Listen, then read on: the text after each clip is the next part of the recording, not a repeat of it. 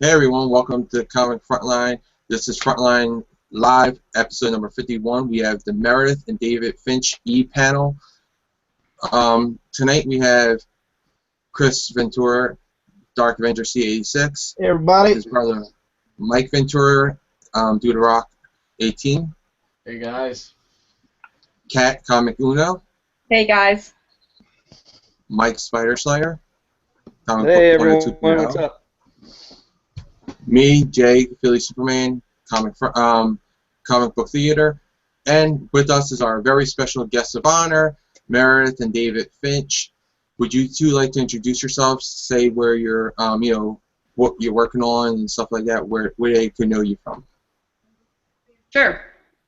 Hi everybody, I'm Meredith Finch, and I'm the writer for DC's Wonder Woman and Zenescope's Little Mermaid.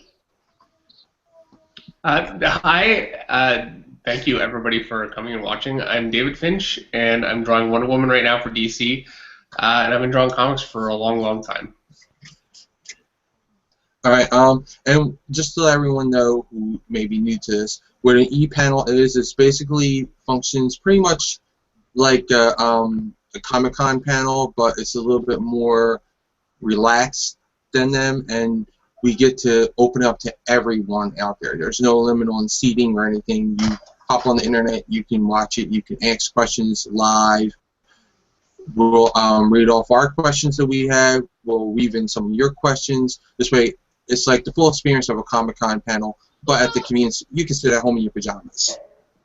All right, And let's I start can off. do my pajamas from the waist down. Hey. I think Kat is too, and probably Mike is.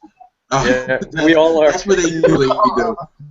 I'm the only one who actually wears clothes, like outside clothes during this thing. Everyone else wears pajamas. I just come in right like home. I'm like running in from work, so I just get to change my top. That's it. Awesome. So let's get to some of the questions. Chris, you want to start us off with that? Yes. Okay, my first question is for Meredith, and my question is, what would you like to write about and accomplish with Wonder Woman before you leave the title? Like, what are the goals that you're setting for your arc with Wonder Woman? I have a lot of stuff of ideas that are sort of percolating around of things I'd like to address, and a lot of them are issues that I feel, although they could be classified as women's issues. Like, if I'm really thinking about doing an arc on beauty and sort of what that means, and she's the world's most beautiful woman. So I felt like that would be something really cool. It's not going to be the next arc, but those kinds of ideas that I'm really thinking less about Wonder Woman as a superhero and more as a woman when I think about what the arc is I'm going to take her on or what I want to do with her. And then the superhero stuff is the sort of fun stuff that I just get to bring in to make it extra fun. And so I don't go crazy. Right. So he will still draw my book. So it's more of the focus on the woman than the wonder. Right. Awesome. Who she is as a person. I want people to connect to her as a person first and think of her as a person first and a superhero second. That's awesome. I like that idea. Well, hopefully you throw in some of the relationship with Superman. A little bit. They do have that great Wonder Woman Superman book that's been written right now. So I'm only allowed to dance around the issue because they cover most of it. We were going to kill Superman in an issue, and DC, I don't know why. We're not allowed to break them up. Right. We're not allowed to kill them. Every time I see David draw Superman, I love it. Classic especially, but when it's Superman, I love it. That's why I like seeing Superman and Wonder Woman. I think one day I would actually love to draw Superman someday. Oh, please take over any title, anyone. I'd buy them all. It would be great. Well, thank you very much. I agree with that. Michael, you have a question? Yes. My first question is to Meredith.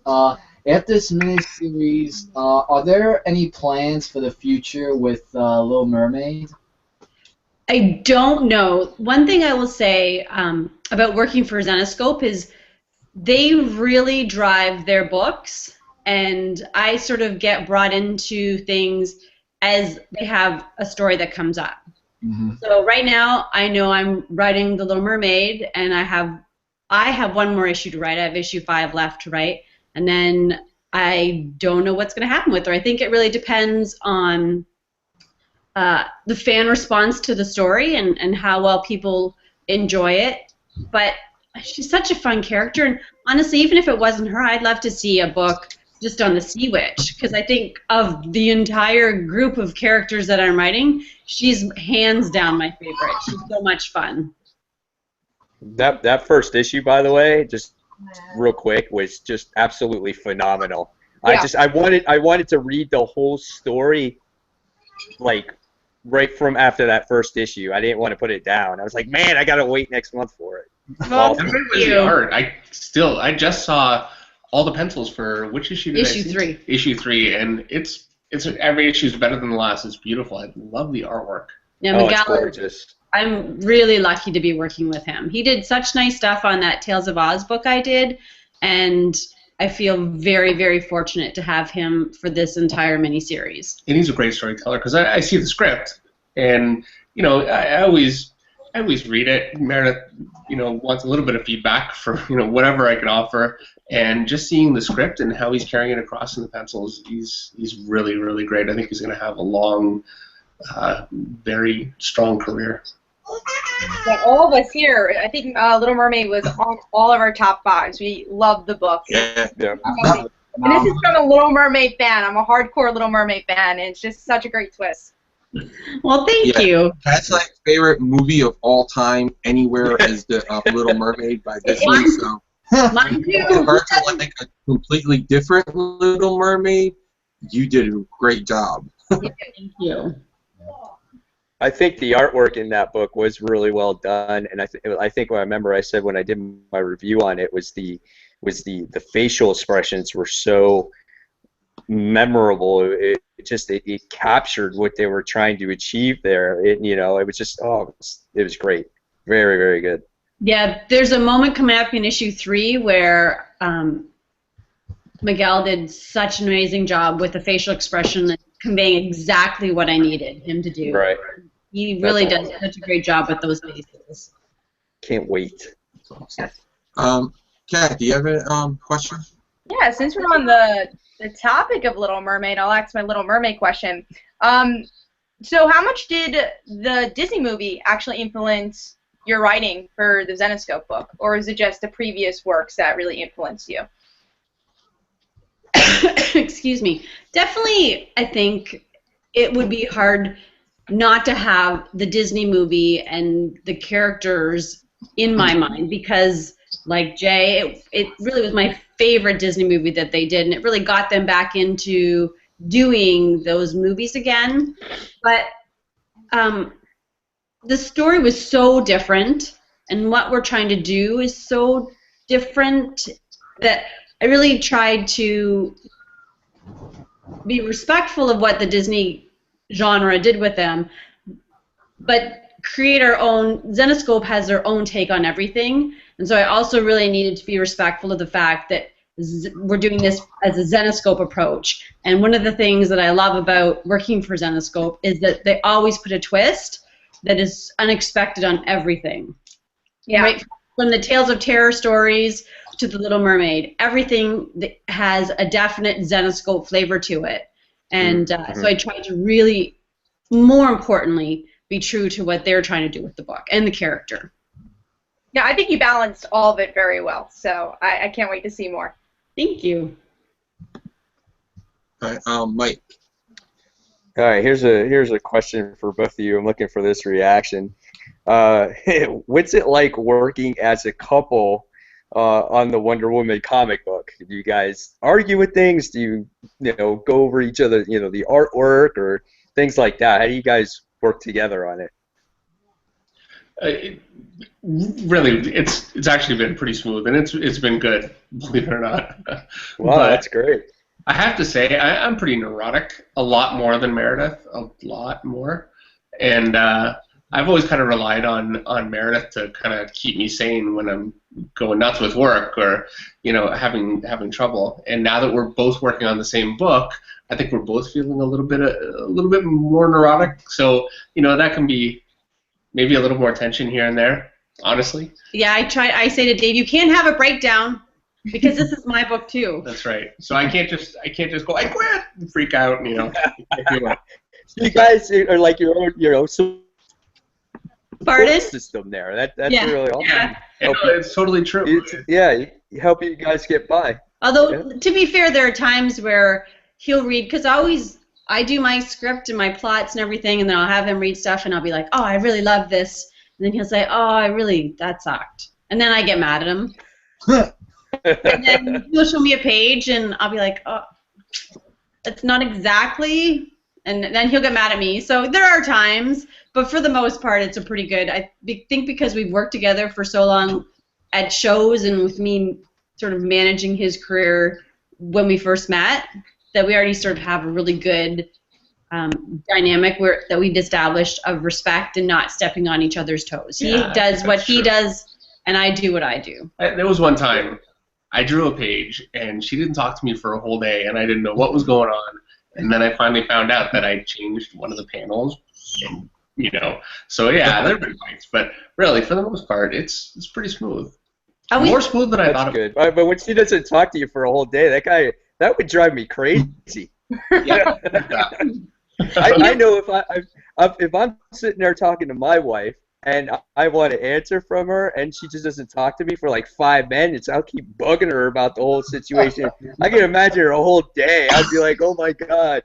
So that's crazy. That's awesome though. That's really good though. You know, obviously you guys are your own support system and help you get by through some rough times. And awesome. you're truthful to each other too, which is great. It's not like, oh, that's great, but you're not actually thinking it's great, so that just makes the book even better. Well, here's what I say, because when he did change that panel, I was really ticked at him. But then I always feel like, from a visual storytelling point of view, he's the expert. And so if he really felt like it needed that, then it just forces me to be better and revise my script. And every time he's made a change, which doesn't happen often, I feel like it makes the story.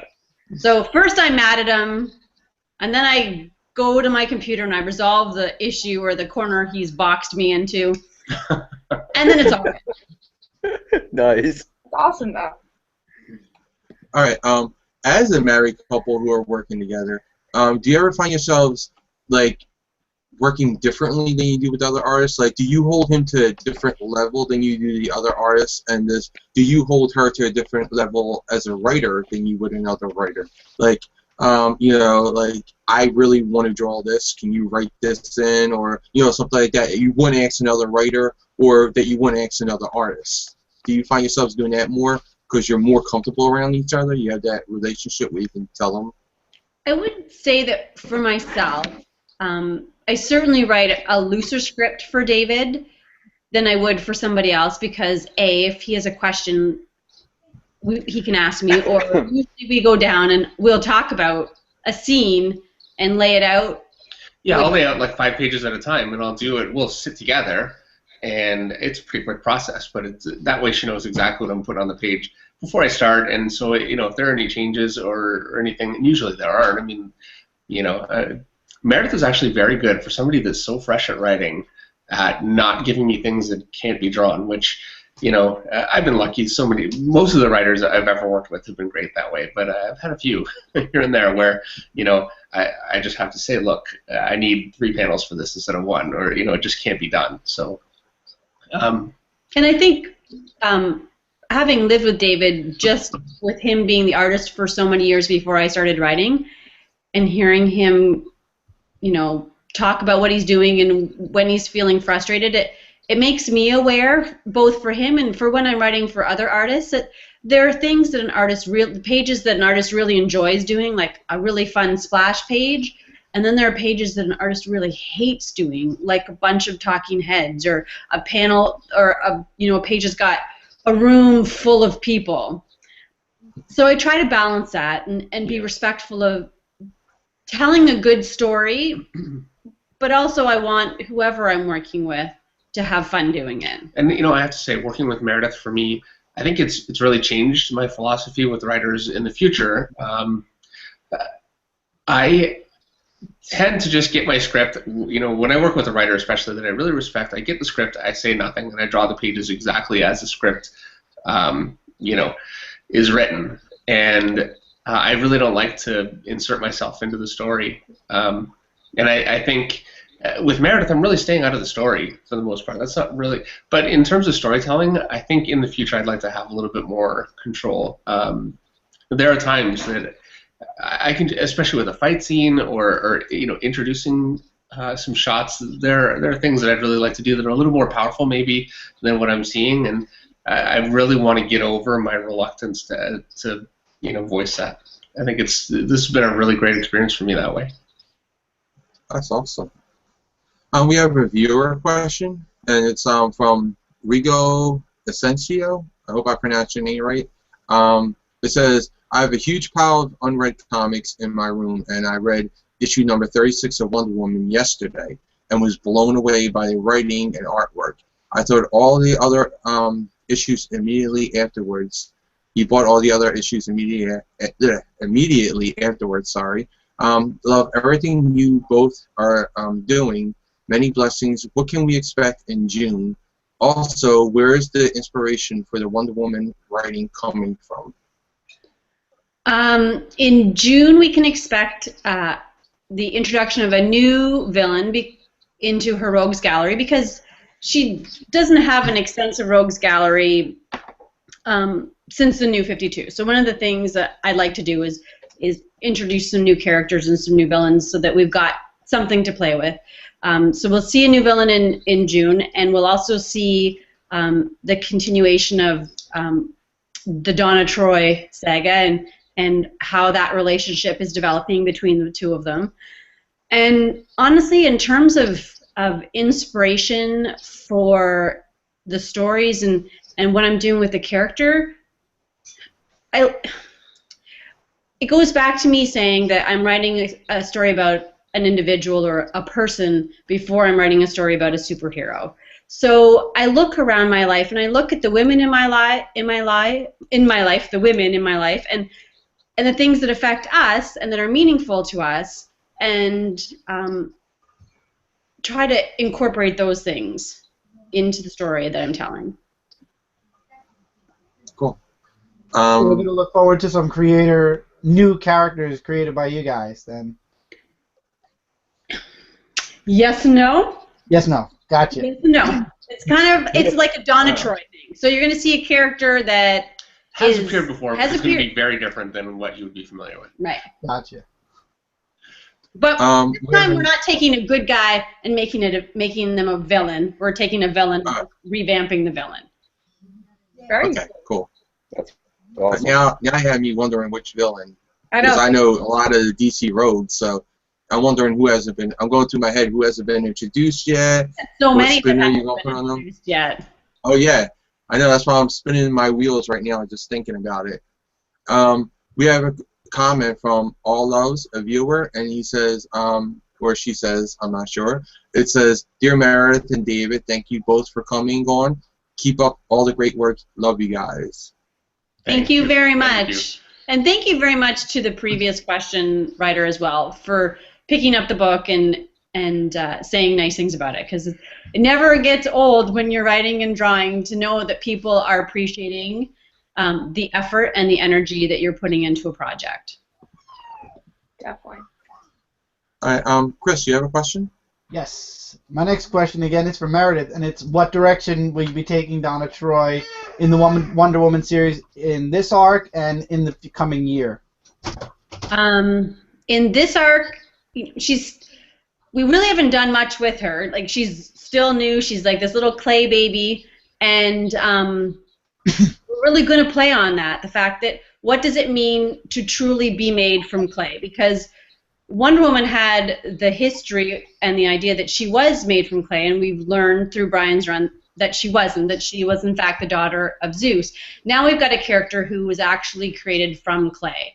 And so I want to explore that with Donna and what that means to basically be made from nothing. from the earth, or very elemental. And then I'm going to take where we end her in the annual, and we're going to play with that in the next arc. And one of the great things about Wonder Woman as a character is that she doesn't know the meaning of the word give up. Right. So however Donna ends up, I think there's going to be room for us to try to develop, or for a situation where Wonder Woman wants to resolve what's going on with her, or figure out who she is and what she is in her Wonder Woman way. So we're going to be seeing a lot of Donna then in the coming year. Definitely Also. should be in the next arc, yeah. Wonderful. I just got her. I'm still playing with her. Yeah. And I was the one complaining when the New 52 started that there's no Donna Troy. Where's Donna Troy? And then when I started Wonder Woman, because when I heard that you guys were doing Wonder Woman, I hadn't read Wonder Woman before that. I tried it several times. Didn't work. I know Jay cried a lot.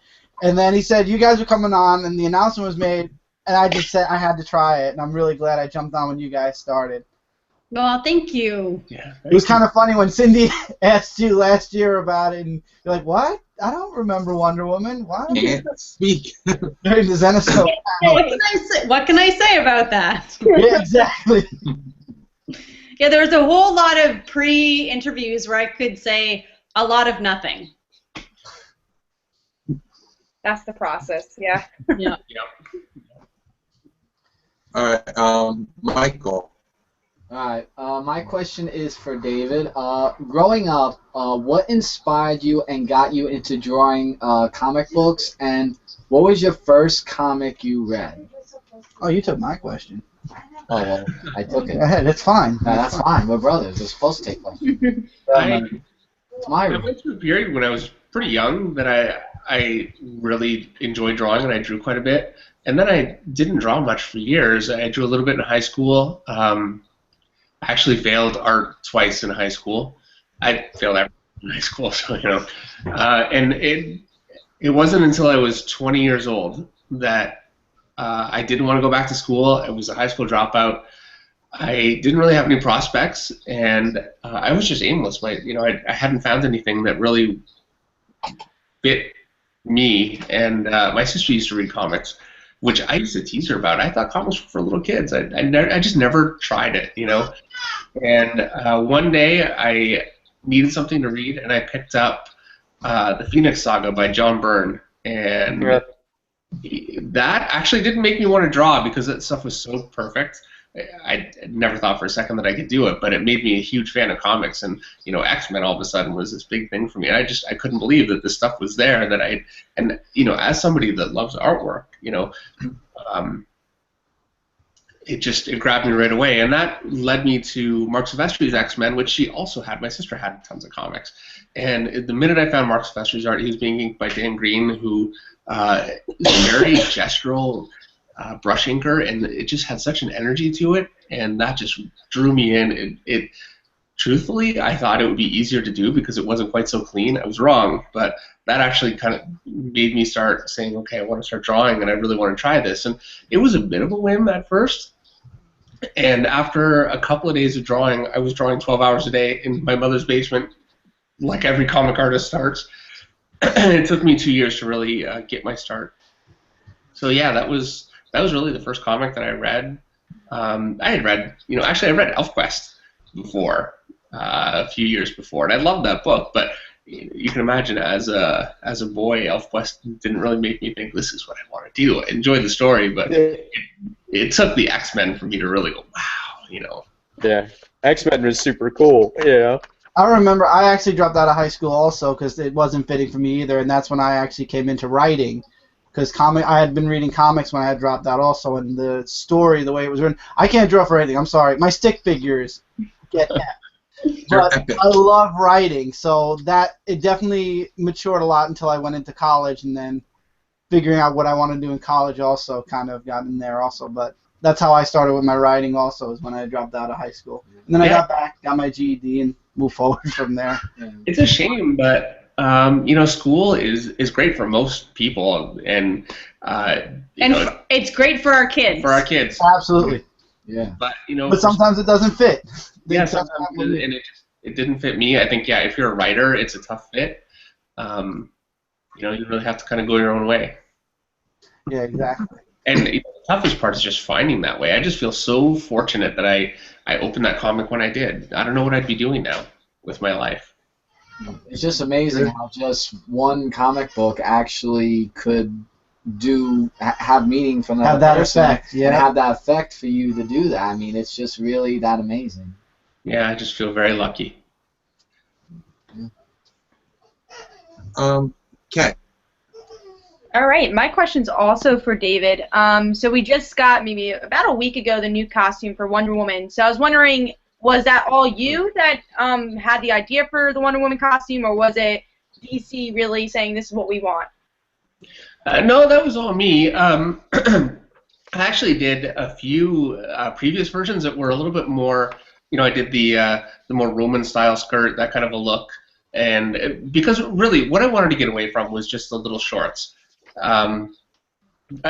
Meredith has been complaining since we started this book that there's no male superhero running around with little shorts on like that, and I can't disagree. And I know that DC has tried pants a few other times, and it didn't seem to really click.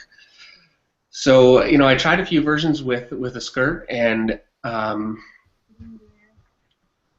it just wasn't really. I wanted something that was just really obviously different and new, and I knew that. I thought, from talking to Meredith, that was something that was really important to her, was the pants, and I wanted to find a way to be able to integrate that and not have her wearing an obvious pair of pants. It just didn't fit who she is. So the skirt that she kind of has in the new costume that I designed, it's a bit of a.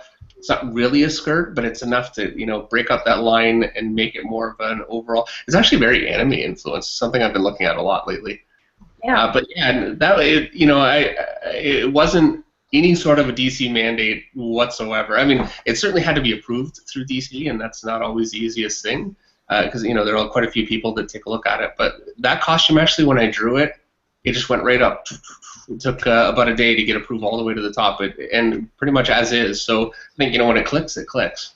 That's great. And did DC ask you for a new costume, or was it just like it worked for the book, or they asked you and then that's how it came about?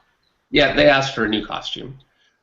Okay. And I think that's coming out of the Convergence. Yes. Yeah. Divergence. Yeah. Right. That's a lot of pressure, especially with recently before the pre-New 52 when they did the pants costume and everything. That had to be a lot of pressure when you were doing the costume. It was a lot of pressure. I had lost a good part of a week of drawing when I was working on the book, just beating my head against the wall with it. And I think that people's expectations for female characters are changing in the business right now, and we have more women involved in reading comics, and we have more women that are very vocally saying this is what we want and this is what we expect, and we want strong female characters. And that's just something that Meredith has been really pounding into my thick head for 6 months now. So when it came time to do the costume, I felt right to me. I think too, if people think back to the interview we did San Diego last year, I specifically said that I think she should have a lot of different costumes, because how many women open their closet and see exactly the same outfit 5 times over? You see that? I saw that in the 50 Shades of Grey movie, but it wasn't in her closet. It was in his. Well, and actually, for instance... And she's a woman. Yeah. Why can't she have a bunch of different costumes? And I think you'll notice, as you read through our first arc, she wasn't married to any one outfit, right? Like, she had her Wonder Woman, the Cliff Chang Wonder Woman costume, and then she had a warrior costume, and she had people clothes. Like, she's a woman, she's a person, let her have lots of different looks. For sure. And Jay Fabok in Justice League, as I understand it, he's got a costume that he's designed for her that I think is beautiful. And I think he's continuing with that costume because that's the look that he has for her, in that book. And she's a character that can sustain a lot of different looks, and it's still her. She's always sexy. It doesn't matter what. Yeah, it's true. Since we're talking about costumes, I just have to ask one question: silver or gold? I mean, a lot of people debate this online since the New 52 started. Do you prefer her in the silver look or the gold? I prefer the gold, and I actually, when I did that costume, I did a color mock-up, and I did it with silver because it's kind of what I've gotten used to. And we talked about doing gold, and I gave it another try with gold, and you know what? To me, that's more Wonder Woman. It really, her whole history has been red, white, blue, and gold. So it just, especially with the costume that I did is a little bit more of a departure. So I felt like it helped, kind of ease it more into being a Wonder Woman costume. Oh, I agree. My Wonder Woman's silver since I started reading with Brian's run. So I vote silver, but I'm not the artist. She lost that fight.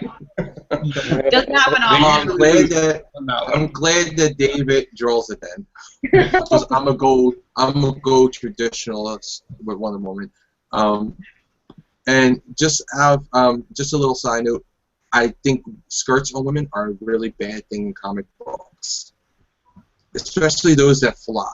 I just always thought it was a bad idea for a female who flies to wear a skirt. I just thought it never made sense from a woman's standpoint. Like, I'm wearing a skirt, I'm going to fly. Especially it just never made sense to me. Visually, it looks nice when it wears shorts underneath, though. Like, maybe they show like she wears shorts.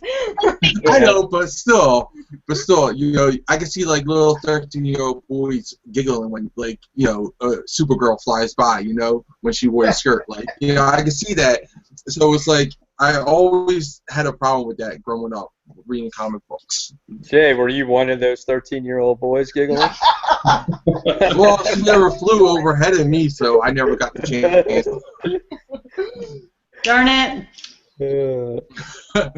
Mike, you have a question? Yeah, since we're talking about artwork and stuff like that, this one goes to David because I'm curious about this one. I truly enjoy your artwork on Wonder Woman in all your projects, especially when you did the whole Forever Evil storyline. Thank you. And you also behind you. Yeah, we got that one. Yeah, I love the artwork. I always praised it on every review that I did. It was very good. With Wonder Woman, you made her beautiful again. I did not read the previous run on Wonder Woman because I wasn't a fan of the artwork, and I always feel that Wonder Woman should look beautiful. She should look sexy. She's a goddess, for crying out loud, So where was I again? And however, how do you feel though with people giving you negative comments towards your artwork? Because I have heard lots of things about other people that were fans of the previous run, and they've said that you make her look too young, or they make you make her look like a baby and stuff like that. Do you hear stuff like that from people, and how do you deal with that? I do hear stuff like that for sure. Yeah, and you know what? First of all, I agree. I think I did make her look a little too young. I think in my head the New 52, they're all younger versions of themselves, and I kind of had it in my head. Mm-hmm. And so, she's changed kind of incrementally over the issues, but it's not actually really so much me going online and seeing feedback. That's much more us just discussing it here, and getting comfortable with the character, and also just really getting comfortable with the character. As far as negative comments go, I think I've really struggled with that in the past. When I did Avengers years ago, I think that was probably the worst time for me. And I read everything and I took all of it very personally. And there were a lot of people that were just upset with what we were doing with the Avengers, and they took it out on both Bendis and I. And it was very difficult for me. And over the years, I've really kind of come to peace with it. It's really part of the job, and I just try and focus on the people that appreciate what I do. That's the people that allow me to keep doing it, and I value that so much. And also, and frankly, most importantly, I get so much out of drawing. It's so fulfilling for me. It's my life, and I just really try and focus on my own relationship with my artwork, how much it means to me, and the rest of it I try and dial down as much as I can. That's awesome. I mean, one of those things that I said too about that first issue that you guys did, Wonder Woman, was the key thing was you guys fitting into the book, getting more familiar of how to write the character, more familiar of how to draw the character on a more consistent basis. I mean, it's not like you could just go out there and be like, I'm going to write this and this, and it's going to be perfect. You know what I'm saying? And people don't understand that. I feel that you have to grow into the character and get to know the character more before things get better. Yeah, that's definitely true. I mean, there have been times I've started drawing a character and it just clicks right away and it just feels right. It never really changes much over the run. And then there are other characters that, yeah, it's a bit of a progression. This is the first female lead book that David's done since he left Top Cow. Oh yeah. It's been a long time. A very long time, and times have really, really changed. And that's really been pretty central in my mind drawing the book. Just I drew the last female lead book that I did. I still love it, and I miss it. Aphrodite 9 is a character that I really loved. Yeah. But frankly, we were drawing a more exploitive. It was written and drawn for male audience entirely, and that's just where we were coming from, And I really wanted to be as aware with Wonder Woman as possible that this is not where we're going with the book, and it's not the audience that we're aiming for. So it was. Yeah, I mean, I'm sorry. I was just saying, it's just like you said earlier, that the female superhero is becoming, more and more popular. You get more female audiences reading the books, and then there's a lot more female characters in general just getting their own books and things like that. So you guys are right about how these characters are changing in today's comic. And I have to say, I feel like female characters are becoming more popular with male fans now too, because in general, both Marvel and DC are really writing more real women, and it just makes sense that I think everybody would connect with that probably a little bit more than maybe something that was a little bit more caricaturish that we used to do. Yeah, I think we all talked about it last week, guys, right? When or was it the week before? It was almost like we had just as many female books that we were reading as male books. It was crazy. I talk about that every week now with the solicits. I mean, Spider-Man, you have more female Spider-Man books than male Spider-Man books. And personally, for me, I love that. It's great. Yeah. All right. First, before I get into this question, I want to ask. I just want to say, David, I read the whole Brian Azzarello and Cliff Chang's run because I'm a fan of Wonder Woman. I love her, and I really missed the beauty that came to Wonder Woman, and your art brought that back. It was like seeing that first love again, and you get that swept up in that moment. That's what it was like with me with Wonder Woman. When I read that first book, so I was in all of it. I worshipped at your feet for that, bringing her back. It brought back a little bit of more energy into me reading comics again, because I felt I had Wonder Woman back again. It wasn't like that in her own book for a long time for me. So I want to thank you for that first and foremost. Well, thank you very much. I'm a huge fan of Cliff Chang, and I love what he did with the book. And I'm a huge fan of Brian Azzarello. I've read almost everything he's written, so I really liked that version of Wonder Woman. And I knew going on to Wonder Woman that this is not what we were going to do, which I was okay with. I think it's better for a book to have a clean break and go in a different direction than to try to do a pseudo version of what somebody did before. I certainly wouldn't be the right artist for that, but I really love the book, but I certainly appreciate that you like our version. I really appreciate it. Yeah, I mean, it's just me. I like the more traditional Wonder Woman than the story they were telling. It felt like one long dragged out story to me instead of several arcs telling an overall story arc, and I prefer that type of method better than one big story never ending. And that's how I kind of felt for me. I mean, I love their work on other things, just not on Wonder Woman. I just didn't like their Wonder Woman run.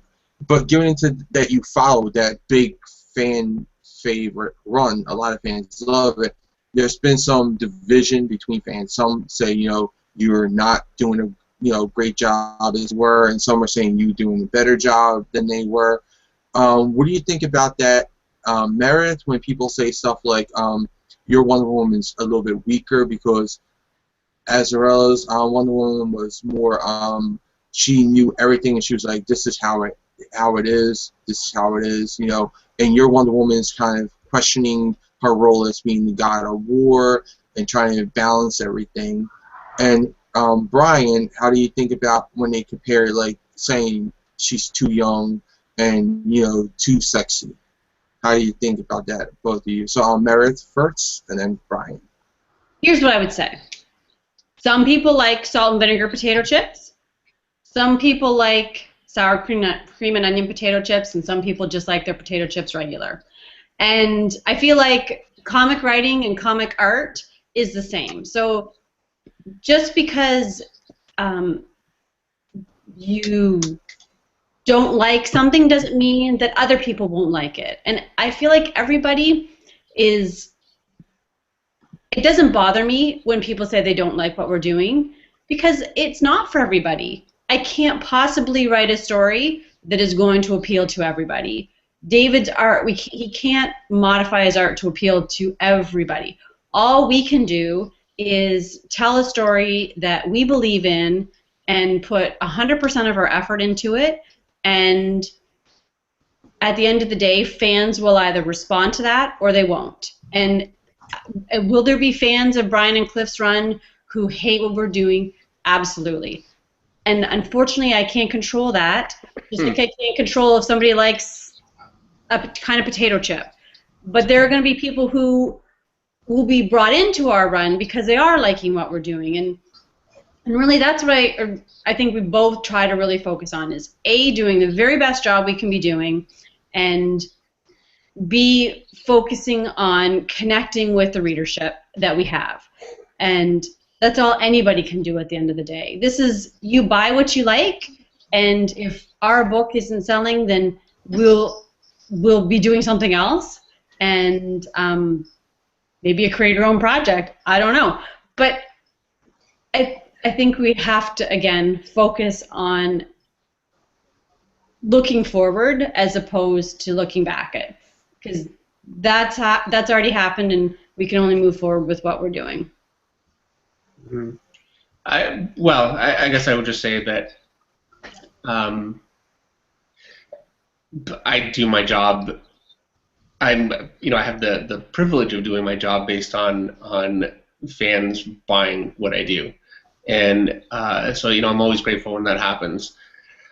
And I always know that that's something that there's no guarantee that will ever happen. But I also know that if I just pander to every viewpoint that I ever see, I have no artistic integrity, and at that point, I don't think I'm doing anybody any favors. I'm not doing myself any favors or anyone else. So I do have to, and I know what I want my artwork to be. I know who I am as an artist, and I'm going to stick to that. And I feel like I'm doing a disservice to everyone if I don't. So I know I can be a little polarizing, and I wish that weren't the case, but it is, and I move on. But then again, if you were to draw more like Chang, people were saying you're trying to copy his work and you're not doing it the exact right way. There will always be somebody to pick away something. So I think you're great at doing your style, and I love your style. It's nice that there are a variety of art styles in comics and a variety of writing styles in comics, because it means that it can appeal to a variety of people. And I think it's nice also that it's a topic of debate, and I think it's great that people can go online and they can say, I like this and I don't like this, and people can have a discussion about it. And sometimes it can be kind of painful to read that people hate what you do, but it's it's part of the job. I know that going into every Plus, sometimes it goes with the right story and the right art and the right character, and it's always a mixture of everything put together too. Like for me, I love both of their work, but I still don't like them on Wonder Woman. Outside of that, like 100 Bullets and all that, I loved it. But just outside of Wonder Woman, I didn't like them on Wonder Woman. That was just my only, dislike of their work. Yeah, I'm sure you can. Sorry. Okay. No, go on. I'm sure just with my work, hopefully there are people that like at least some of what I do, and I'm sure some of those people, some projects just don't click. And yeah, I go into every project, and I pick projects based on what I think is going to work for me and what I think is going to do well. And be fun. And be fun, yeah. And you always try and concentrate on what you can control. Yeah, and I think it's important to know that comics are subjective, and just, if you don't like something, just be really respectful about it. I think, like us as critics, we're always very respectful. We don't like it, we say, why don't we like it? And then the stuff we do like, and I think that's the hard place of the internet, is that they forget to be respectful. It's like, oh, I don't like this, but please explain why you don't like this, It's the anonymity of it. Yeah, and I think that's the important thing also. I wish more people would keep in mind.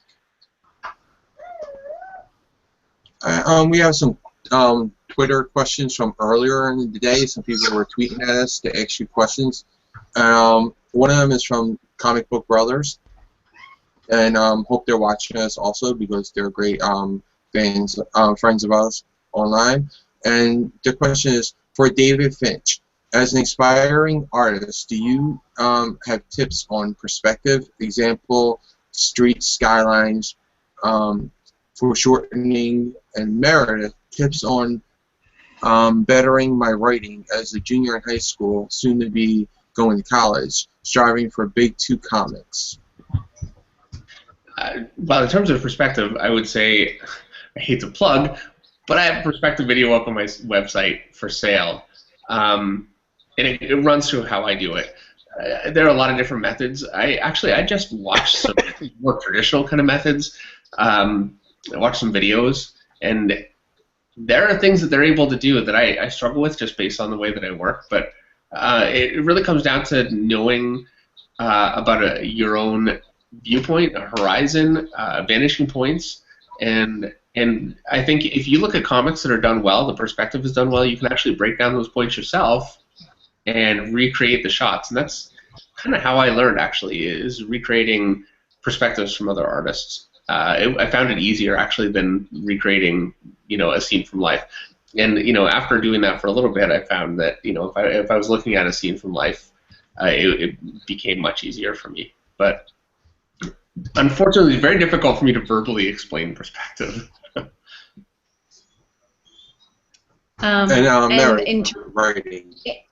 In terms of pursuing a writing career, I would say the best thing you can do, just like art, is to practice. So make sure that you're writing every day, getting used to the idea of putting your thoughts down on paper. I think sometimes that's the most difficult thing to do in a coherent way because we think so much faster than we write. So making sure, and I get into this sometimes too, where I'm putting something down on paper that makes sense to me, but then I'll have David read it, and be like, I don't understand what you're going with that. So something that seems clear to you might not be clear when somebody else is reading it. So it's important that you write a lot. It's important that you have people look at it and give you feedback and be able to listen and accept the criticism. And then if you're going into college, I'm sure there are a ton of courses you can take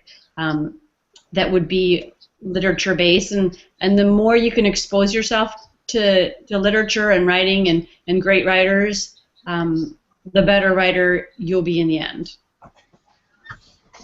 Yeah, I'm going for college right now for communications, and I will agree that screenwriting, literature classes really do help. And then when you go to college, you have a lot of great, a lot of workshops, which is great, of people who are like-minded. So that's kind of a college little tip.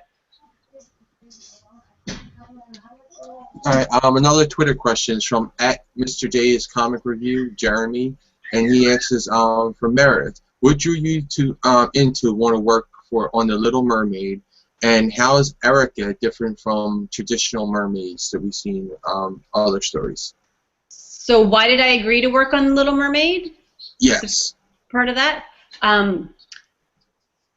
I agreed to work on The Little Mermaid honestly because I loved the character, and when I first thought of it, again, I go back to that Disney reference where I just really, she's still my very favorite Disney princess.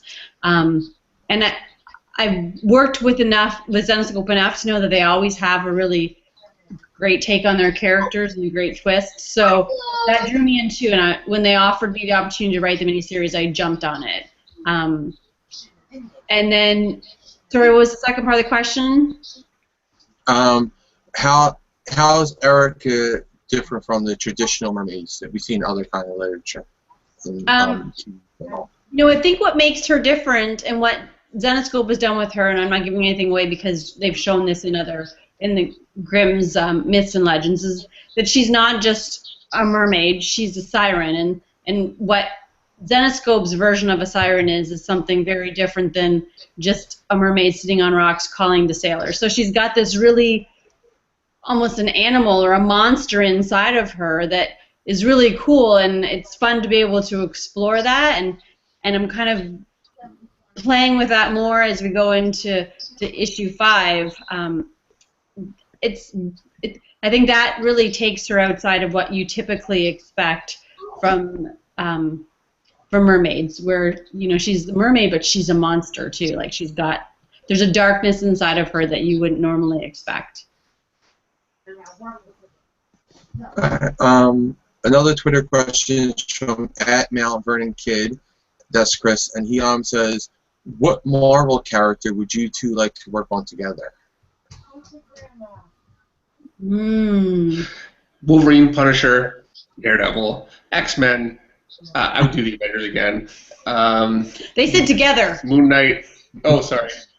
I could go all night. I could do the same thing with DC. I could do the same. I would love to do Ninja Turtles one day. That would be awesome. There are so many things. I'll buy every variant there is with that. You would make Chris. Like just go into a coma if you did Ninja Turtles. He's a huge Ninja Turtles fan, so. Yeah, I love it. It just feels like it would just be good for me. I don't know.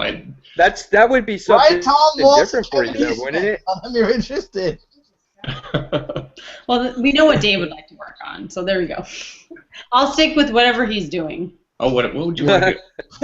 I would honestly, based off of what he said, I would love to see Meredith write a Moon Knight, because Moon Knight is such a dynamic character, and I would love to see your mind work on that personalities, I would say, like that character. I would love to see you work on him. That would just be amazing. I would say my Moon Knight would be heavily influenced by David, because he loves that character, and I know how much he loves that character, and it wouldn't be a bad choice. But yeah, I'm still, even though I've been with David for 10 years now. Yeah. When he was doing his Marvel books, we had small children at home, and anybody who has small children knows how difficult it is to find time to fit reading anything other than I Love You Forever or Dr. Seuss. So DC, I knew who characters were when he was at Marvel, but this is my first experience to really get to know a character, and now that our kids are older, to have the opportunity to explore a character, and I have my own comic collection box now, and that's been a lot of fun. So I don't know yet. I'd have to explore some Marvel comics to know who I really felt like I connected with. All right, Chris, you have another question? Yes, and it was partially answered, but I'm going to ask it anyway. For David, if you could work on any other ongoing series, what would it be? For example, like Superman, John Romita Jr. is on there right now. We were kind of talking about artists that are great artists, but sometimes they don't fit in a book. Superman, the series, that would be great. I keep saying I would love to do Lobo. Love Lobo. He's awesome. I think I'd want to maybe regress him a little bit back towards the angrier look. Mm-hmm. I was just going to say, do you want grunge Lobo or Adam Levine Lobo? Adam Lambert. Adam Lambert. Yeah. I knew it was one American Idol. I would still want to do Lobo even with that version, because I think he still looks pretty cool. He's not the Lobo that I remember, and it's always tough, but I just love that character. Superman. I would love to do Superman. That would be great. It's something that's definitely on my bucket list.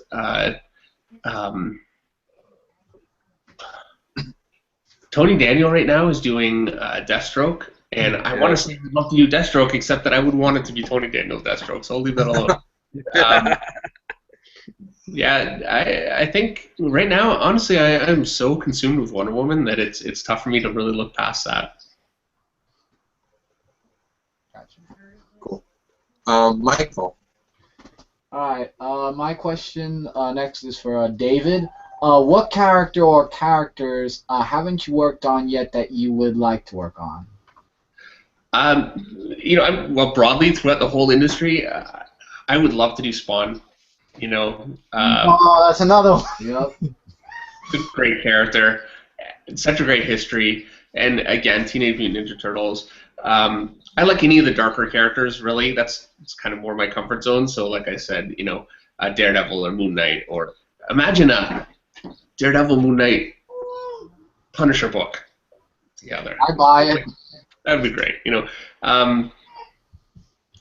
What else? I think beyond that, honestly, in the back of my mind, at some point, fairly soon, I really would like to do creator-owned again. I haven't done it for years and years. Since after '99, I did Ascension before that. We have batted back and forth some ideas. We've actually got a few, and we had a great one. I loved it. It was so perfect. And then I saw that somebody had the exact book that I was describing, and it came out on the stands. And that happens, It was just, man. Yeah, I guess great minds think alike. But yeah.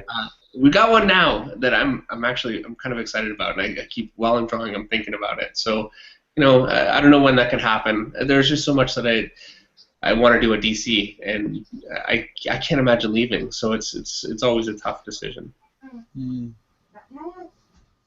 Okay. For me, and also maybe you could do Vertigo, create our own DC. That's true. Yeah, that's true. I don't know if I'm really Vertigo material, though. I think okay. They might not recover from going there. So my question's for Meredith. Will we see Cassie Sandsmark, Wonder Girl in Wonder Woman? We have Donna Troy. Cassie, she's in Teen Titans right now, but I would like to see your version of kind of Cassie in this book. I really hadn't given it any thought. So who knows? Maybe I can work her into the next arc if she works. I have a really strong feeling that if I was going to bring her in, the arc after this one would make more sense because of the idea that I have. So, but yeah, still exploring the idea of developing relationships for her within the confines of the characters that have already been established, bringing back some familiar faces from Brian's run that people are really attached to in this next arc, and exploring the villains. But yeah, it would be really cool to bring her in at some point. Awesome. Yeah, so much of what we've been doing is really bringing her back into the DC universe. I think we did that more in the first arc than what we're going to do in the second arc, where she's kind of going a little bit more onto her own. You won't see the Justice League the way that you have, but yeah, bringing in Cassie, even for a short appearance, would be a great way to help keep reintegrating her. I'll cross my fingers then, hopefully in a future arc. I'm writing it down right now, Cassie. I have to talk to my editor tomorrow. All right, Mike, you have a question. Yes, this one's for Meredith. And how did DC come to you on the project for Wonder Woman, and what was your reaction towards the project? It was right at the time that just as David was finishing up Forever Evil, and he was talking about what his next project was going to be. And my first Zenescope book, the Tales from Oz Cowardly Lion, had just come out, and we were talking to DC about the possibility of me getting some writing work or applying for some writing work.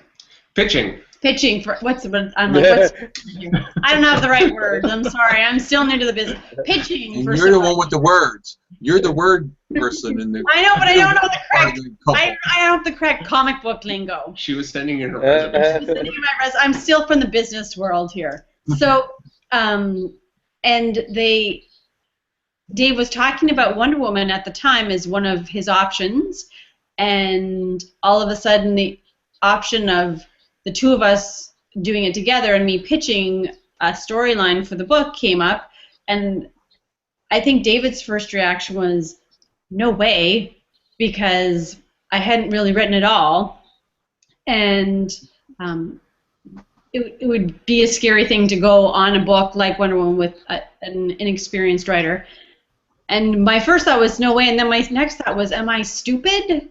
I mean, yes, it's true that this is comics' most iconic female character, but the chance to write Wonder Woman may never ever come my way again, or to pitch to write Wonder Woman may never come my way again. And I'm a firm believer that when an opportunity presents itself to you, you either take it or you forever regret that you didn't.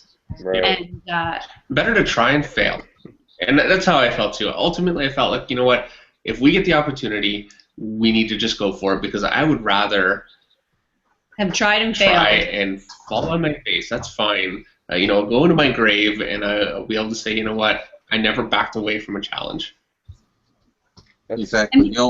There's always that what if I did that, and you don't want to be 90 years old and saying, what if I would have done that?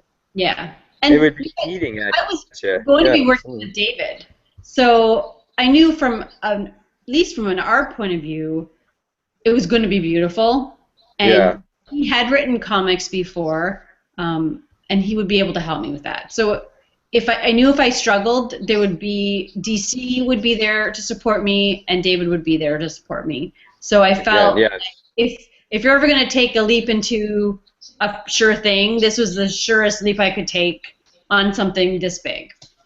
That's again, that support system. That's awesome. That is so cool. So David, was there other opportunities there besides Wonder Woman at that time? I'm just going to say that I was very interested in doing Wonder Woman. When it came up, it's something we kind of zeroed in on it as what we wanted to do, and that's when Meredith started pitching in earnest, because there's no sort of a lock that we were going to be able to do the book, because she really needed to be able to convince them that she was able to do it. I mean, it's a very important character for DC, and they have a lot riding on the success of the book. So once that came up, we just rolled with it. So I didn't. You had to do it. I'm not a Plan B kind of a guy. I'm really not. That is true. You had your sights on it. You wanted to do it. I mean, I say it all the time. Go for it. The worst that can happen is you get no. That's why I said, like, even when I was contacting you for this, I was like, what's the worst they can say? No. Yeah. I mean, it's like, you gotta go for it. You don't go for it. You never know. That's right. Exactly.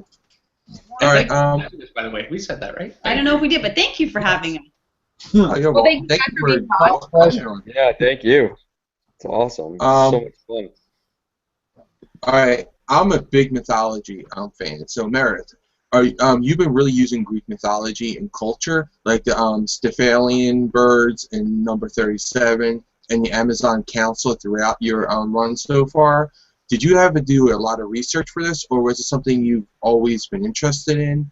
And on the same note, David, you did this two-headed creature in number 38. I'm not sure if that was a Hydra or was it the Dragon of Ares. You know what? I'm pretty sure that it was supposed to have 3 heads in the script. It's a water dragon.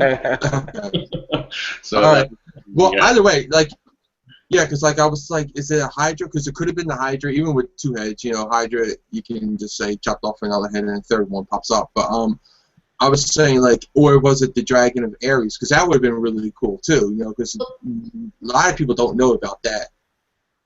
Here's where that one came from. I'm like, what would be a cool character for her to fight that would be really cool for Dave to draw? How about a 2-headed water dragon? it's a comic book. It's fun. So let's have some fun with it. And it happened, you know, I have done some research, and I'm like, if we could sort of bring that into her being the god of war and incorporate that in as And Aries. And Aries, then it would be even better. I wouldn't want to hint maybe we're going to go further with that, but we're going to go further with that. So, and in I love it. In terms of researching Greek mythology, there's so much out there, and I'm a huge fan of it, but I would definitely not call myself a scholar. So what I tend to do is if I need something, then I research that and make sure I get as much information as I can to be able to pay tribute to it, but not be tied down by it, because it is still a comic book where it's nice to allude to the Greek mythology, but not be have that as a shackle that inhibits trying to tell a fun story. Well, you're definitely doing a great job balancing it, because I love the use of it, but you're keeping her grounded at the same time, because you're making her guess, you know, question everything about her life. So you're bringing that humanity into it, but you're also playing a lot on the Greek mythology, which, like I said, I'm a huge fan of. So I love that. Thank you. I have some more viewer questions here. Let me do the next one. Let's see. This is from Grungerman23, and he says, this is a two-part question for Meredith. What do you think of Gal Gadot as Wonder Woman, and what do you think of the DC Cinematic Universe in general? I love Gal Gadot as Wonder Woman. The shot that they showed at Comic-Con last year was stunning, and I feel... You saw more of it, right? You saw something else? I did see... I didn't go to the DC... Talent conference, So I missed... She saw another shot that I don't think has been public, right? And she looks awesome, and I just want to be really supportive about the fact that she's portraying a really iconic character, and it's incredibly difficult, and I'm sure she's going to go through the same kind of thing that everybody goes through, but I think from the little I've seen of her, she's going to do a spectacular job, and I could not be more thrilled with their choice of actresses to play that role. I think people are going to be really happy. And in terms of the DC Entertainment Universe, I can tell you that the Aquaman that they have coming, because I know they've leaked an image of him, oh my gosh, what Jeff is doing and what DC is doing with their characters, that Aquaman was stunning. And I could not be more excited for what DC has coming in terms of cinematic releases and planning. I couldn't be any more excited. Yeah, I had to pick my tongue up off the floor. I love him, but I had to pick my tongue up off the floor when I saw the Aquaman. Hey. Oh. I love you. I love you, honey. They was getting a little bit of a complex there. I zoned out there. I think the last 10 years really have been Marvel's decade for movies, and I don't see anything to suggest that that's going to weaken at all. But I really think the next 10 years are going to be DC's real coming out, where things really pick up a lot of steam. Yeah, I mean, I had my issues with Wonder Woman, Gal Gadot, when she first announced, but once I saw her in the costume, I said, I like her as the Wonder Woman. Once I saw her in the costume, and I felt that she did capture her. So let's see, we got a question for both David and Meredith. Would you guys ever want to write for Spider-Girl, Mayday Parker over in Marvel someday? Because your experience with Wonder Woman he was just wondering. That's from Tevya Smoka. I don't think I would turn down the opportunity to explore any character or superhero that people feel a strong attachment to, and that I can feel a strong attachment to. I haven't had the chance yet to read any of the Spider-Girl stuff, but I do know it's resonating with fans and with the readership. And I think as long as it's a character that I feel like I can offer something to, I wouldn't even necessarily tie myself down to only writing female leads. I think there could be a time where, just like men can write great female stories and women can write great male stories, and it's really not about, when you're writing a great story, whether the character is a man or a woman, but whether you're writing a great story. And so I hope that I can just keep elevating the stories that I'm writing and telling stories that are meaningful to the entire readership, and just keep going with that, regardless as to what character I'm working on. I don't hate that idea at all, though. I think it's, it's a very cool character. I'm not under contract, so if they wanted to call me. Hey, I'm a huge Spider-Girl fan. I would love you guys to work on Spider-Girl. Yeah, that's like Kat's favorite comic book character. Yeah, like, is Spider-Girl.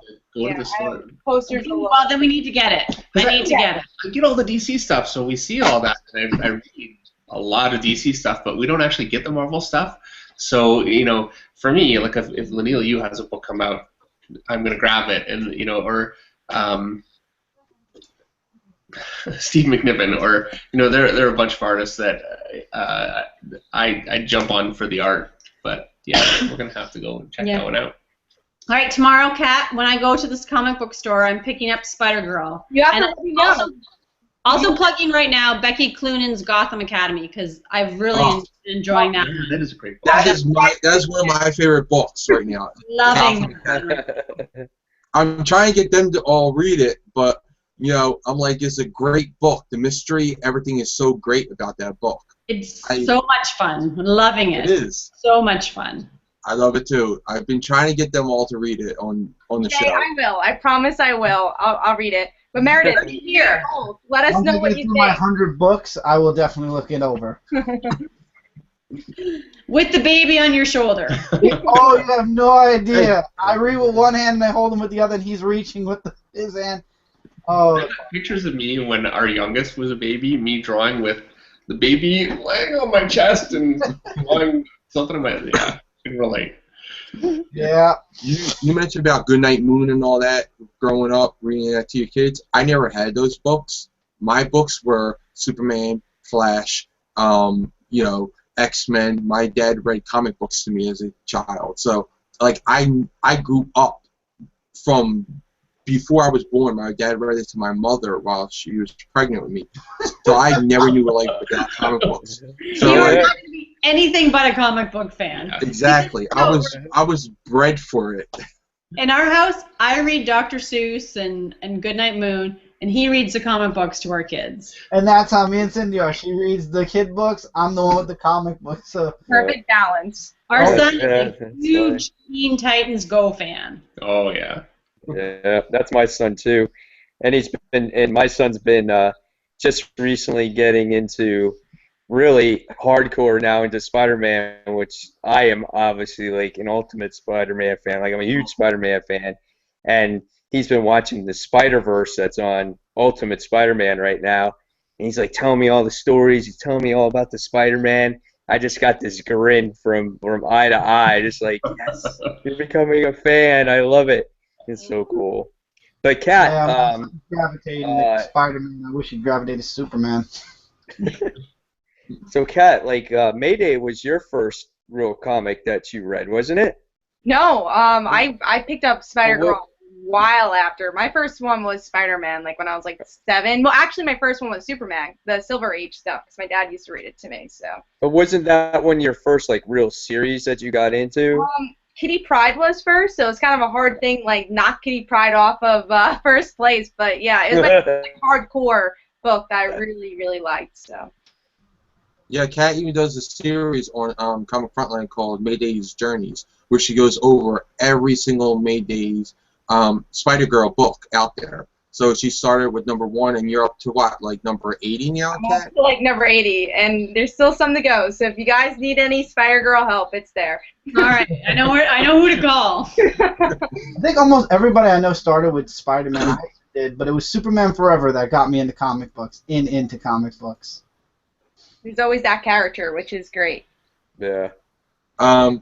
Justin Paget said, "Hi everyone, and hello to Meredith and David. Your work on Wonder Woman is great, and it pulled me back into the title.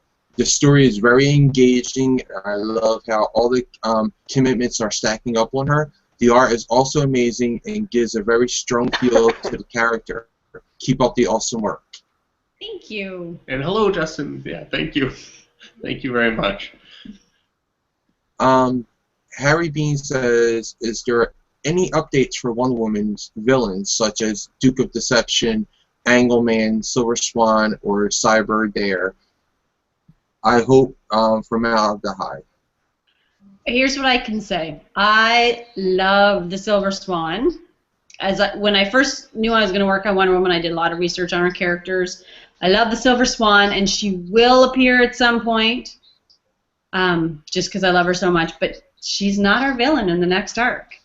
But I'm not going to say who it is. I'm going to make you all wait, because that's the only fun I get. It's torturing you.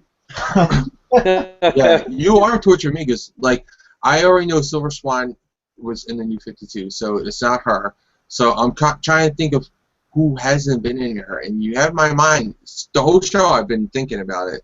So, And when you have Jay like that, he's gonna get a notebook trying to write down who. Yeah, I'm a theorist. I love coming down with theories and working things out to see if I can guess right. So Kat is right. I will have notes after this where I will be writing down characters that haven't been in their villains and who I think would fit with Wonder Woman the best. It would be a whole thing.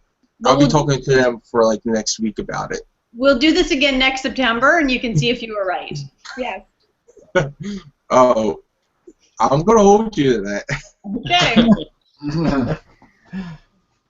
All right, I have one next viewer question. It's from Nick Lenz, and he said, "For David, what was it like to work on New Avengers with Brian Michael Bendis? And for Meredith, what convinced you to write Wonder Woman?" I think we already answered the Wonder Woman part. If there's anything else you would like to add to that, Meredith, I think. If not, just David with the Avengers. I had been working with Brian on Ultimate X-Men for just about a year. We did 12 issues of Ultimate X-Men, and I was planning on just continuing with Ultimate X-Men. I thought, we're just going to keep going. And when I found out about New Avengers, Brian was at a meeting with Joe Quesada and their Brain Trust, and I got a call, and he said, "We're talking about doing the Avengers. We want to bring in Spider-Man and Wolverine, and we want it to be like this huge thing, and I want to know if you want to do it." And I said, "Sure." What, are you crazy? Of course I would do it. So I would be thrilled.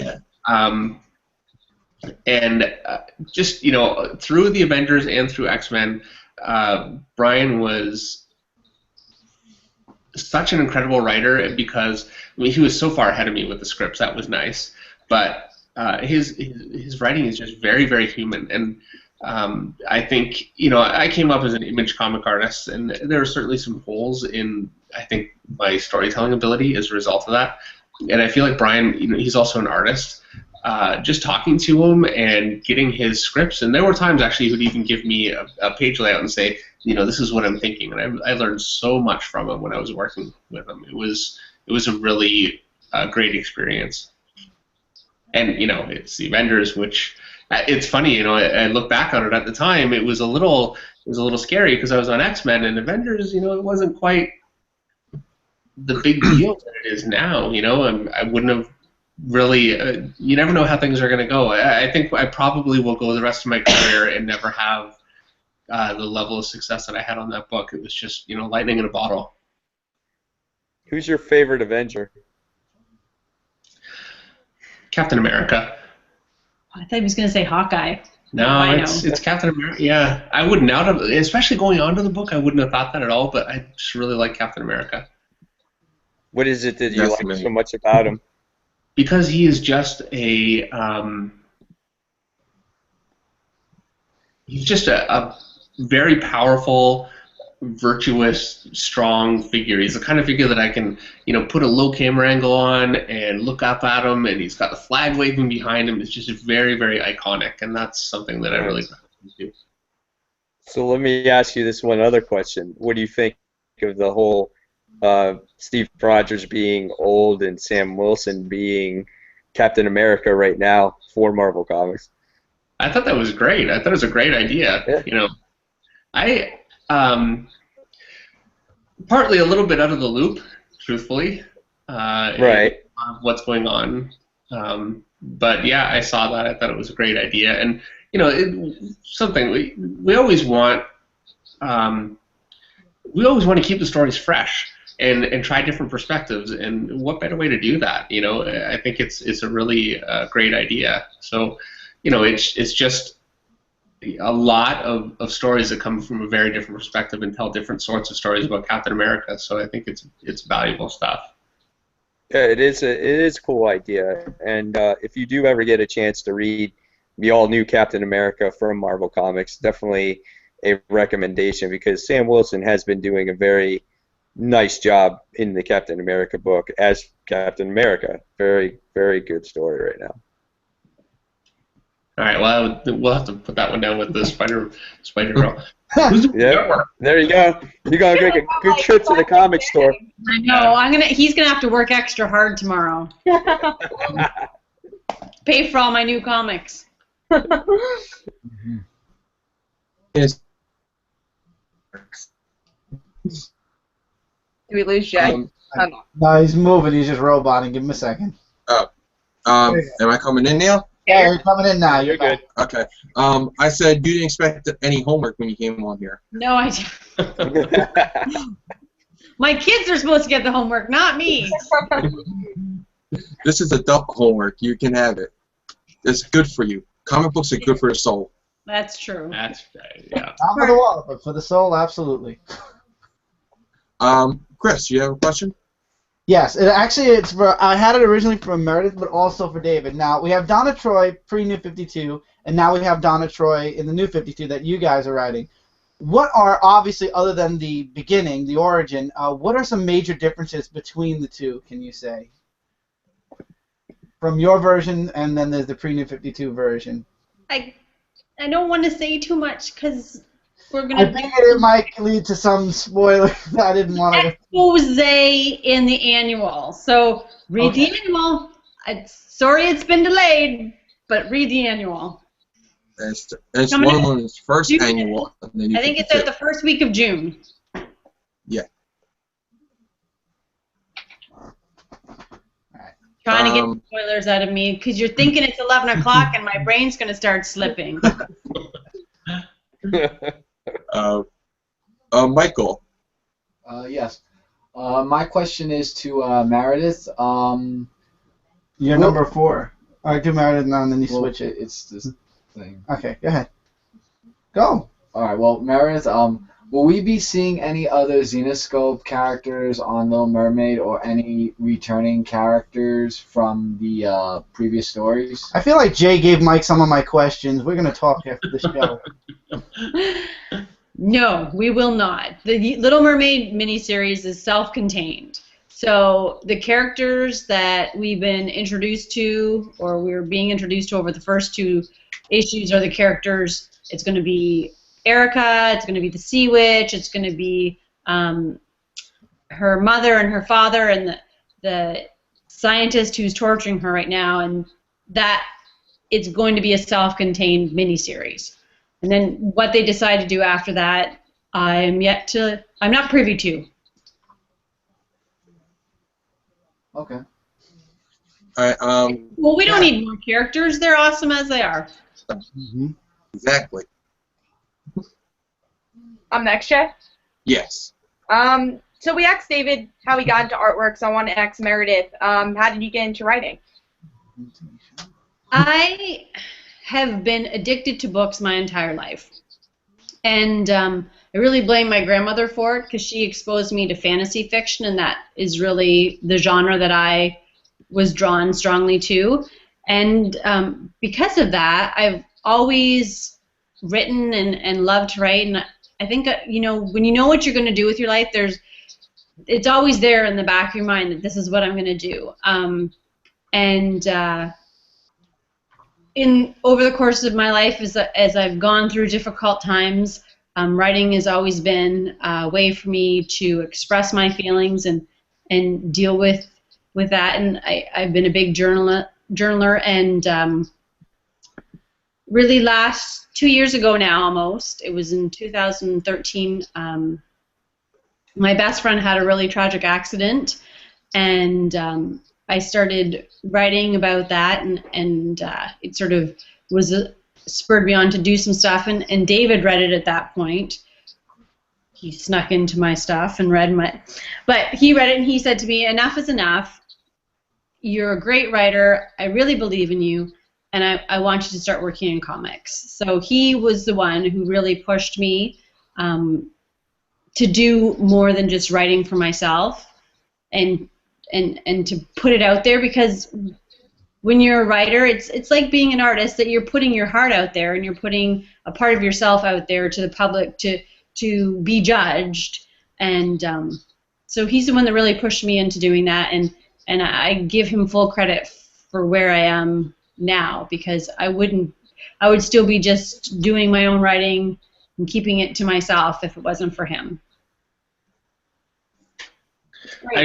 I really thought that it would be on a bit of a, like, you know, Zenescope has a great loyal audience, but it's not the same as working on a DC or Marvel title where you have a much more established broad fan base that can be, you know, difficult to please. And I know Meredith had a real problem with showing her work.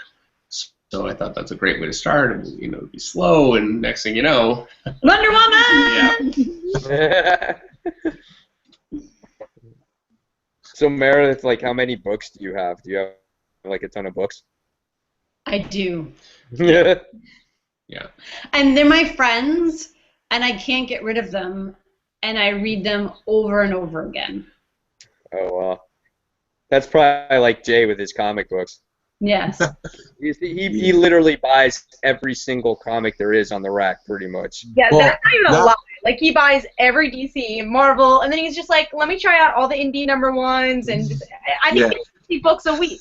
Yeah, I get between 50 something and top out at like near 70 sometimes a week. Depends on the week. I don't get to read as So, much as I used to, but yeah, the books are like comics to people that, you know, if it's really great, it's nice to go back, and every time you read it, you get something else out of it. Oh yeah. Yeah, Many Happy absolutely. Returns, Supergirl, Many Happy Returns. I read that all the time because I just love Peter Davis writing on that that arc. I would read that trade paperback over and over again. I just keep reading because I just love his work on that one book. Which book was that? Many Happy Returns. Supergirl. Supergirl, Many Happy Returns by Peter David. I've never read it. I've read a lot of Peter David too. I read his X Factor and, you know, Hulk and. That's Michael. Yeah. Michael loves X Factor. I love the X Factor and the all-new X Factor. Yeah, we totally recommend the Supergirl Many Happy Endings. Me and Jay are both big Supergirl fans, and Many Happy I Returns. think it's one of the best Supergirl books out there. Meredith, make a note. Supergirl, Many Happy Returns. I did. Oh, I did. Peter David. Oh, okay. I'm telling you, it's a great, especially ending. The ending is so touching for anyone who's ever been a fan of Supergirl. Period. It's a really touching ending. I'm sure they'll enjoy that ending, and the whole book is just fantastic from beginning to the end. It's a great read. Awesome. I know that my comic store owner, if he was watching right now, is gleefully rubbing his hands. That's the list I'm coming in with tomorrow. Like, they have to go on this show more often. We just got done talking about Birthright. The first 5 issues just came out in the small paperback. That series started off really well also. Good one. Yeah, it's a great one from Image. It's a mini series. I know it's the first 5 issues are out. It's a continuing series. Issue number 6 comes out next month. Mike Spiresley, you have a question? Yes, and I know this kind of revolves maybe around the Superman Wonder Woman title, but I was just curious, during or even after Convergence, will there be a strain on Superman and Wonder Woman's relationship based off of the events of what's going on within the DC universe? Yeah, I think that in our book we'll really play off whatever they decide they're doing in the Superman book and what they decide they're doing in the Superman Wonder Woman book. So you'll see that reflected to a small degree in our book because it will affect her. Right. To the very fact that it affects the person that she loves. Yeah, Meredith won't be taking the lead in that story. And you've got a meeting coming up with more of like a group title meeting just to keep a little bit of synergy. So I'm sure you'll find out more soon too. So we don't totally know yet. Yeah, it's just interesting to see since there's a whole event that's just about to happen, and I'm assuming that characters are going to change, relationships are going to be strained, so it's just interesting to see what can happen in the universe going forward. Yeah. My question kind of plays off on Mike's. With Convergence coming up, and then Divergence coming out after that, Divergence have on Diana in Divergence. If you can give any little thing like, well, does that story impact your story at all? Or you just telling your story that you already want to tell? I'm really telling the story that I want to tell, and I tend to leave to the editors to let me know if what I'm doing, if there are things that need to be brought in by the other books, because really we're working so many months ahead that I let them, they know more than I do, because I only know what's coming out in that month's book. So if I need to know something, then I rely on editorial team to let me know that as I'm writing and plotting my issues. Cool. I have a couple. If we can do like a couple lightning round questions with the viewer questions, so I can get more of them in there. Sure. Okay. All right. I got Scotty Showman asks, are you guys enjoying any series on Netflix in your spare time? Example: Breaking Bad, Walking Dead, Orange is the New Black. House of Cards. I'm addicted to regular cable TV. I'm an old woman. I'm halfway through House of Cards. I stopped. That's it. No, stop. Lightning round. Go. I'm saying, I gotta save some. Go, next. Sonic the Hedgehog 12. Sonic the Hedgehog says, besides you two, who do you enjoy working with the most? So, other than each other, who do you two enjoy working with the most? Jonathan Glapian. My kids. No. I'm too new. I don't have enough experience. I love working with Miguel. Miguel is awesome, and I totally rely on him to make my Little Mermaid story look awesome. Yes. Next. All right. This is a comment from A-Rock. He says, the Finches have won me over. Both are incredibly well-spoken, smart, respectful, and down-to-earth. I am a fan now. Thank you, A-Rock. Thank you. We're Canadian. Put up a front. Don't pretend. Wait till the cameras go off. Oh yeah, you should. Hey, I didn't hear one A out of either one of you. Are you sure you're Canadian? We have a big sign down here you can't see that says "Don't say A."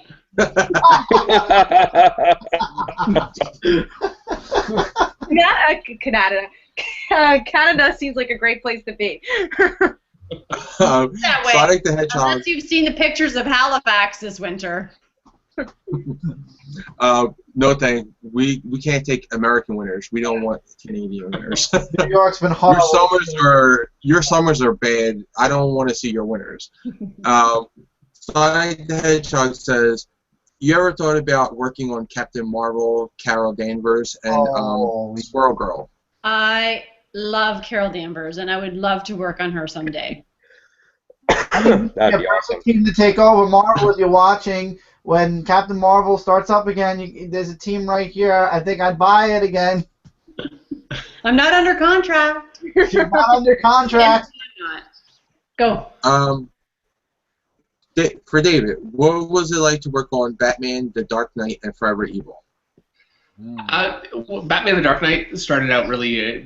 It was a book that I was writing, and I've really enjoyed that for an issue.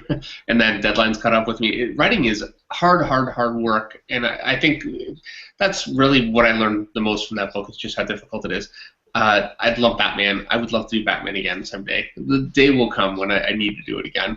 And Forever Evil, it's villains, and I think if there's anything more fun than drawing superheroes, it's villains. And I got to work with Jeff Johns, which is phenomenal. Yeah, that was awesome. That one was from Nick Lenz, and this one is also from Nick Lenz. He says, "From Meredith, were you a fan of Linda Carter's Wonder Woman?" How can I don't want to give away my age here, but yes. I own all 3 seasons And on not DVD, in reruns. And not in reruns. All right. Nick Lenz also says, "For David, who came up with the overall look of the first Avengers Tower?" Olivia Coipel. I had a version actually that didn't get accepted, and I had to change it to Olivia's version. They liked it better. Was that hard for you to do, or are you like, okay, cool? I was thrilled because my version was not only it wasn't really working, it was a nightmare to draw. So I was happy when it fixed it. Yeah, you're living. Yeah, sometimes it doesn't work. All right. Just one last question is from XXX Night Flame XXX, and it's I love the new costume design. I have a question for Meredith. How did you feel about reintroducing Donna Troy? Love the story and the art, by the way. Thank you. Thank you, and I was thrilled. I know she's a character that has fans have a very strong affection for, and we're waiting to see. I know that she's not the Donna Troy that fans were thinking they were going to see, but I'm having so much fun writing her. It's so much better. It's so much better than I expected. I'm just having so much fun with it, and being able to play off and make her into who I want her to be. And there's so many possibilities that I can and things I can do with her yet, because she's so new to the DCU at this point that it's been a lot of fun. Did DC want you to do Donna Troy, or that was your decision when you came on the book? Just a lightning question. No, that was definitely one of the things that was given to me to play with by DC. Okay. Cool. I just want to say I'm a fan of Wonder Woman from way back, so I love Donna Troy. She's been through about 1 billion retcons, so I really enjoy this version of her. She's something totally different that I was not expecting, and I think that's the key to your writing. You always throw it in that. You say about Zenescope does the twist. You personally do the little twists too in your writing that I just enjoyed so much. Well, thank you. You're welcome. This is the part where we start wrapping up the show. I just want to give you two the chance to promote anything you want to promote. Writing, art, websites, Comic-Cons coming up, anything like that you two want to promote? Little Mermaid issue 2 is coming out tomorrow. Pick it up. Wonder Woman issue 40 is coming out April 1st. Happy April Fool's Day. This is not a joke. Wonder Woman. When is that tomorrow? No, it's next week. Okay. Next week. We're going to C2E2. C2E2. We're going to Barcelona. Barcelona. I'm going to Comic-Con August 22nd in Ohio. Can't think of where I'm going. We're going to the Cherry City Con in Traverse City in Because May. Traverse City is awesome. Because Traverse City is beautiful. I'm going to Singapore in Dave's May. going to China. I'm not Singapore, Shanghai. Shanghai. In May. Lots going on. I apologize to everybody now that I've not updated the website, but check Twitter and Facebook because that's where we'll put stuff up. Cool, and you can follow them at Meredith Finch 1 on Twitter, and Dave Finch Artist, I think is, or Dave Finch Art. D Finch Artist. D Finch Artist at Twitter, and I think is mine Meredith Finch or Finch Meredith 1, something like that. It's Meredith Finch 1. Follow Dave, and then you can just find him. Yeah, I just know yours because I think I added you so many times, and David's already. I always do it at D Finch, but I always remember it by David Finch, so I just put that like all into it at one, and it just got mixed up into my head for a little bit. But yeah, so it's at D Finch Artist and at Meredith Finch 1 on Twitter. Follow them, great people. Coming up for Comic Frontline, we have our reviews tomorrow. We're going to be covering all of Convergence, and ComicFrontline.com has even more stuff. Thursday we have Media Madness with big reveal of who is A on Pretty Little Liars, and Friday we have another e-panel with Greg Wiseman. So from all of us here at Comic Frontline, we would like to thank Meredith Finch and David Finch for coming on and spending almost 2 hours with us and having some fun. Great time. I mean, I know it's late and you have a lot of work to do. We thank you from the bottom of our hearts for coming on here. Thank you very much. Thank you so much for having us. We really appreciate it. Yeah, thank you. Hope to have you back on soon. Yeah. Thank you. Yeah, we'd love to have you on soon, and we're definitely going to take you up for September. We'll see if you were right. I want to know who. First, I want to know who. Somebody take who he wants, who he thinks the villain's going to be. He's got to write it down on a piece of paper. We'll say it next week. I'll put it out there. I'll put it out there on the open it in live show. September, and we'll see if you were right. I think that's a good plan. We'll do it. Like it's a deal. All right. From all of us, this is the waving part. So, goodbye, guys. Bye, everybody. Watching. Bye, everybody.